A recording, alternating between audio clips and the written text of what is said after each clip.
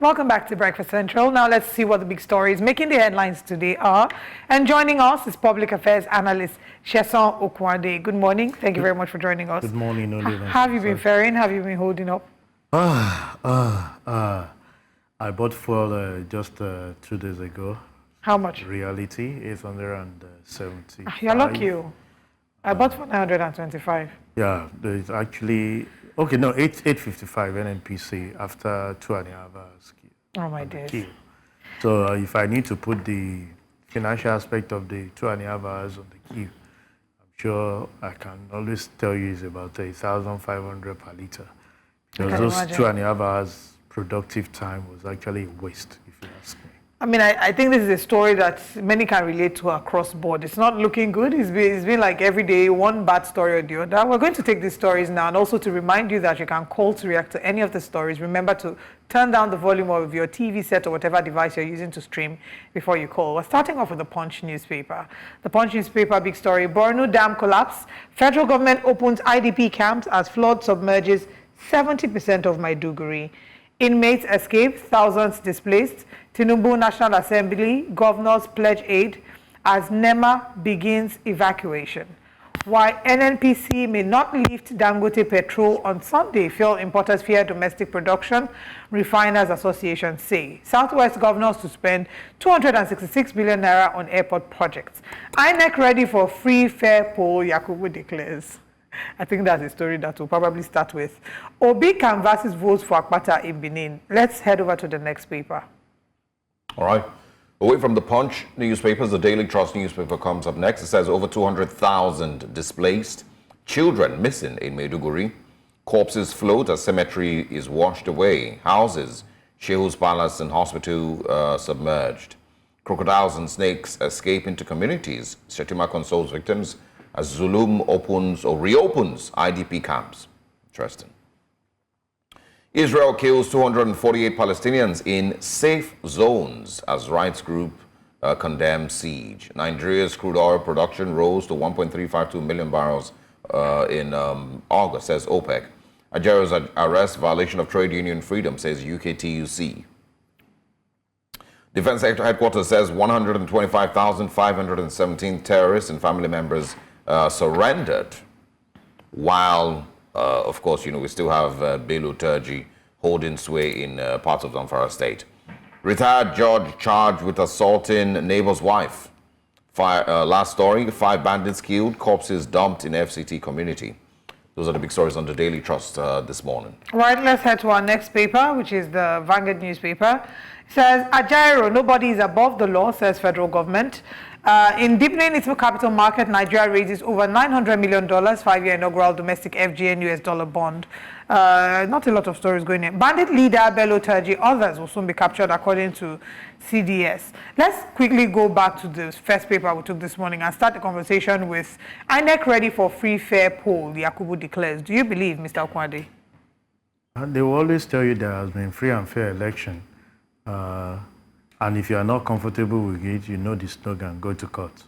So these are the normal things we've always been hearing from INEC, and we know so much flaws that surrounded the last election, both at the gubernatorial level and the presidential level, which we're still struggling to manage with. It's either the device is really not out there to function the way it should be, or some people are just out there.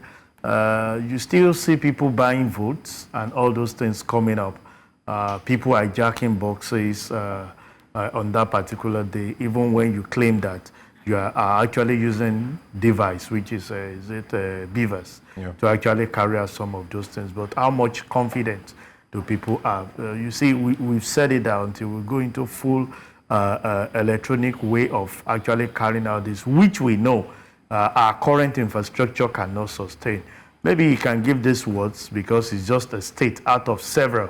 We might see the result of it, but be rest assured that after this election, there will be a lot of litigation against INEC and a lot of people because the trust deficit and the proper way of doing some of those things are not just out there. Yeah, but I mean, should Mahmoud Yakubus even still be talking about free and fair elections or even elections? Talking about elections at all, yeah.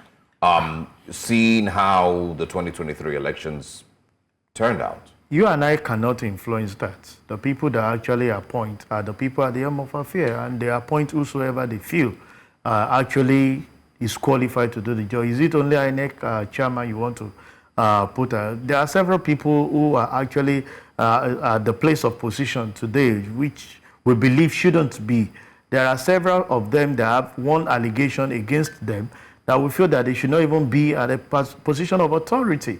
But they are out there today. So it's not for you and I to call out the INEC chairman, whether he should be there or not, because we don't influence the appointment of such people. Yeah. All we all see is that this person, because if you ask me the question, why will the group managing director of NNPCL, with every of the failures that we've seen across board, still be maintaining position? So if that which affect every individual is not being touched, this is a man that for 80 years promised that we're going to have a refinery functioning. Until today, none of that has happened. We have suddenly, we have increased fuel price from one place to another, as we both buy as high as 1,000 naira, and nothing is still happening to him. And we are now talking of, so we've seen, sketches of some of those people that we've considered to be failures, still in place of authority, still in place of leadership. And because you and I don't have power, we can only speak, we can only talk, but we can't influence the appointment in any way. All right, before we come to the big story, I also want us to talk about NNPC. We're seeing here why NNPC may not lift Dangote petrol on Sunday. You are laughing. It's on the Punch newspaper. That's one of the stories at the top left, I believe, yes. Yeah, well, I have not read the details of that story, but we know that this country is just part of what I keep saying, excuses here and there. Don't forget, Dangote was telling us he was waiting for NNPCL for them to agree on their contract or what they are going to sell. And some of us have asked the question, can we come out with the actual cost of what it looks like, what you intend to sell, without you coming to NNPCL? NNPCL is no longer a government agency from what the last we read about it. They are a private company like every other areas, which should not be the major controlling factor that determines all that we do. Look at the series. Now we are hearing that it might be as high as 1,300, even from Dangote. So I'm seeing the reports here. I looked into the paper. It's saying that they have stated that terms and conditions required for the deal had not been agreed on, stressing that the national oil company may not lift any petrol from Dangote on the announced date. Remember, they had announced that they would start to lift from the 15th. Yeah. So I think there's also, they said there's no paperwork that has been signed by both parties for the lifting of the petrol. Yeah, these are things that, as at the time, we all saw, because they were actually monitoring activities of what was going on with Dangote. We expected that they should have been proactive to carry out certain things. To say, okay, once production starts, these are areas that will be going, because what are the major things that you are looking into it? You are actually giving him crude in naira, which is form part of his input. He should have been able to agree that this is what our selling price will be, carry out your negotiation. And we've said it, why must it be NNPC that will buy directly only from Dangote? Can't we open up the business for the independent oil marketers to go into that area? Because at this point, they are no longer relying on foreign exchange to buy from Dangote. It's going to be naira to naira. So bring out your price. Let's sell at the price that you feel that you want to sell, and let's buy. It shouldn't be sole responsibility of NNPCL. We have the PPMR, the price regulators for the oil and gas. Let them come, negotiate with him, and this is the price that we feel that you can sell this product to every man. It shouldn't be, I feel that it shouldn't be directly sold to NNPC. Open up the business. At this point, why we gave that sole right of importing fuel to NNPC is because of the foreign exchange. They have access to it and government is giving them concession. But this, we are not buying with foreign exchange, it's naira. So open it up for other independent marketers, because one thing we know is that demand and supply. If he's selling, and all of us, you see some people buying at that rate and maybe waiting for the turnover on that particular thing and still sell at something reduced, in price. So you see the competitiveness in that particular thing compared to leaving it in the hands of NNPC, determining the price when we have other independent marketers to roll those things to within. It's also just, the possibility of having a fully deregulated market, that they continue to speak on, but never really put into practice. Yeah. we've said this for so long, you know, and it just never has gotten there. I want us to talk about the humanitarian crisis that, of course, is starting in Borno State now. The governor, of course, you know, has, I believe, again, ordered the reopening of IDP camps. In 2023, Borno State was making attempts to close some of its IDP camps. It says here, you know, on a report that Borno had 62 formal and 158 informal IDP camps, which hosted about 874,000 people across 17 local government areas. But now with the floods, the federal government opens IDP camps as flood submerges 70% of Maiduguri. Inmates escape, thousands displaced. Tinubu National Assembly governors pledge aid as never begins evacuation.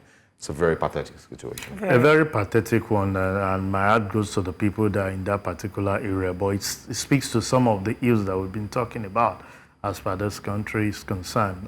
The collapse of that dam, it's not just today. It's lack of the maintenance culture on the government asset that we've seen. If you ask those that are in charge now, the question you hear is that funds were not actually released for them to maintain that particular asset, and that was actually what led to this. And innocent people who knows nothing about what is actually happening are paying for it. Majority of the people who manages that thing, if you ask them, should be on their way out of Maiduguri. In fact, before it happening, they would have jet out if they are still in the country, not out of the country. Is to tell you that we've said it times with that number that until we have this consequential management where you punish people for wrongdoing, this that has happened will come, people will suffer it, and no head will roll. Nobody will be punished for it.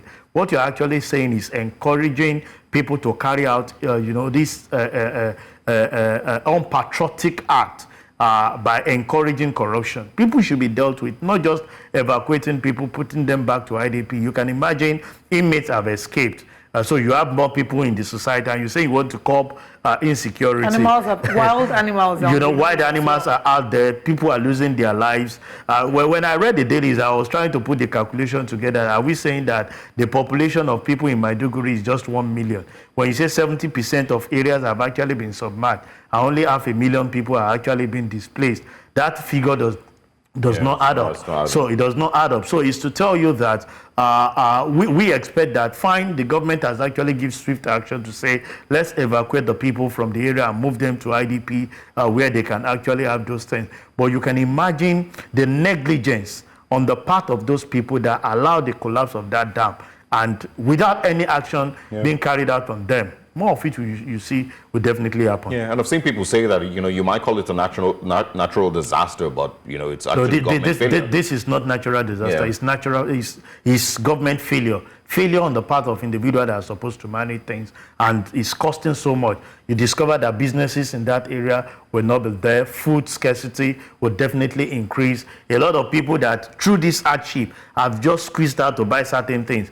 When there is flood, you don't think about those things that you have in your house. You talked about your survival, at least to escape from that particular area. This is really uncalled for and quite disheartening. All right, let's move to the Guardian newspaper. On the front page, we have there 10,000 new recruits for deployment, February 2025, according to the police. Is this something that you will applaud the police for, and do you think that this will impact positively the quality of our policing?